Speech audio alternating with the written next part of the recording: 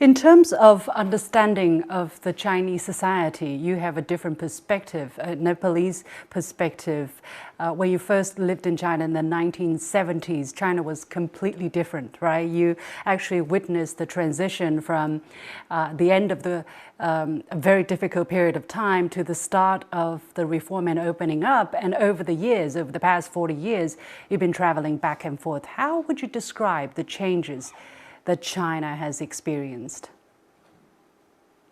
Yes, when we went in the 1967, in those years, China was going through a very difficult time. But one good thing is we didn't have to see people queuing up for food like they were doing in USSR at that time. In China, everybody had a coupon for different things, coupon for rice, for Right. flour, coupon for egg, for meat, and for clothes. So people didn't have to queue up. And over the time, I could experience the progress and development of China. And I didn't have to read it through books like other people have to do now. So I could live through that, lived Yeah. through these 50 years. So I can see very, very big change. And in the 70s, when we were studying, everywhere we could see the posters talking about four modernizations. So 四个 how 现 could 代 this? 化. Yes, Sagat Shentai. We would say, how can this happen? In 20 years, how could this such a big change happen? We could see the billboards, we could see overhead trains. We say, oh, now there is a horse or donkey cart in the street. How in 20 years there will be trains flying all around? So we thought Yeah. because of the Communist Party of China.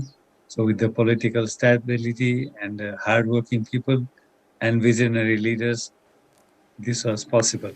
My father was very happy to see the first Chinese astronaut go into space.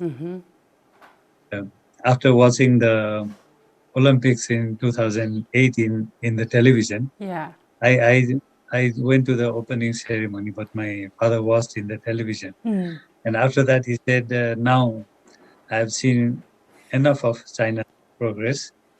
Now my life is complete." Wow. That's really touching. That's really touching.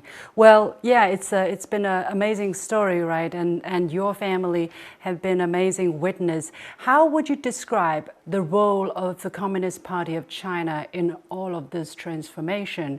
What would you to use to describe the kind of importance that the leadership has been to China's transformation?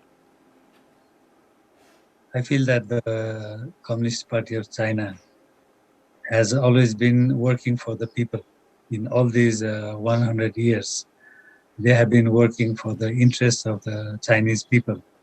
That is why, with this 50 in these 50 years or 70 years, let's say, so they have proved that their vision and their uh, management, their style of working is the appropriate one for the Chinese people.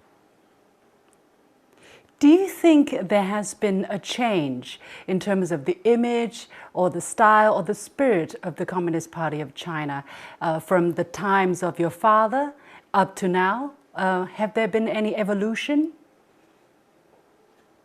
I think they have changed according to the need of the time, because time is changing in these 50 years. The whole world has changed. So they have been able to adjust to changes and make appropriate policies according to the present time. Do you think that's something important for the party, the ability to adapt and to change the policies, change their, but always, serving the people, putting the people at the forefront of their attention?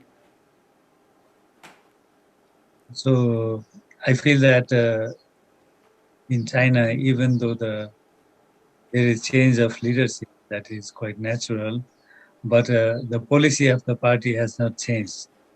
and it has been always for the people. That is why we can see that the progress is always up. It is never going down.